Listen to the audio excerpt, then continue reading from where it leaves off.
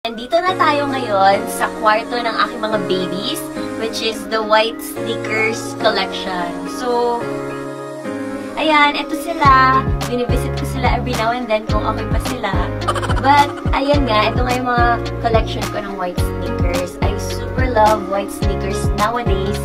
Dahil, hindi ko alam, before, mahilig ako sa wedge. As in, everyday ako naka-wedge. Pero medyo masakit na yung likod ko. So, after nun, nag-white sneakers na ako. Ang pinaka-favorite ko na white sneaker brand is the Alexander McQueen. Ito sila. Hindi ko alam kung bakit ko siya super favorite. Magkakamukha lang naman sila actually. Pero, meron akong 15 pairs of ganitong klaseng sapatos. Wow. Hindi ko alam kung bakit. Pero, binilang ko now lang, 15 pala siya. Sabi ng ate ko, ba't daw bili ako ng bili? Eh, magkakaiba kasi sila ng kwet. Alright, it's pink, it's yellow, it's blue, it's gray. Ewan ko, hindi ko talaga alam. Pero, na-happy ako pag bumibili ako ng white sneakers. And next favorite brand ko, ang dami na kami ng it's Naked Wolf. One of my favorite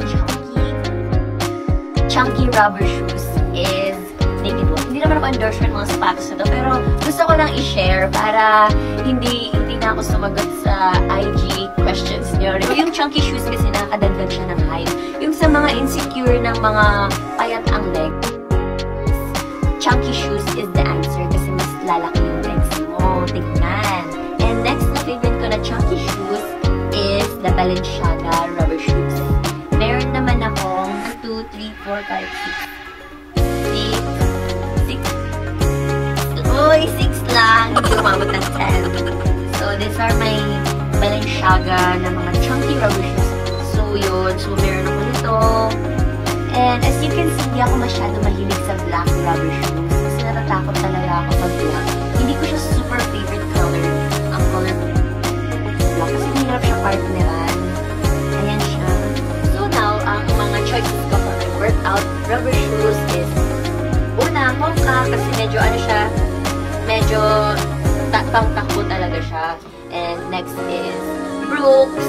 And we have Saucony, Nike, Adidas. Pero meron talaga ako sobrang favorite ko. This one. Lagi niyo itong nakikita pag nag-duathlon ako or tumatakbo ako sa mga races ko. Kasi sobrang, ito yung pinaka-favorite ko. Ang dami na namin napagdaanan. 21K, standard duathlon, triathlon na relay. So, ito talaga yung go-to na sapatos ko na hindi talaga ako nasusugatan or napapatusan pag tumatakbo. Kasi makapal yung sides niya. And makapal din yung likuran niya. And meron siyang cushion inside.